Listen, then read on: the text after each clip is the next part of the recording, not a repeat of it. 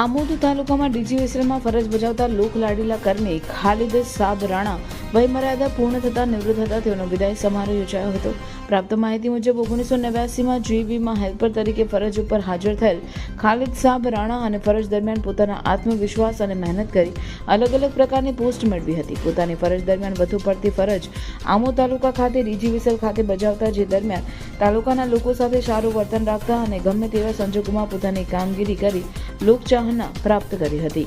પોતાની 36 વર્ષની ફરજ દરમિયાન પ્રાપ્ત કરેલી લોકો પ્રત્યેની લોકલાગણી અને ફરજ ઉપર ઈમાનદારીથી કામગીરી ધરાવતા ખાલિદ સાબ રાણાની ફરજ ઉપરની વયમર્યાદા પૂર્ણ થતાં આમોદ દરબારી હોલ ખાતે વિદાય સમારંભ યોજાતા તેઓના સમાજના લોકો તેમજ નગરજનો, ડીજીવીસીએલના અધિકારીઓ તેમજ કર્મચારીઓ હાજર રહ્યા હતા.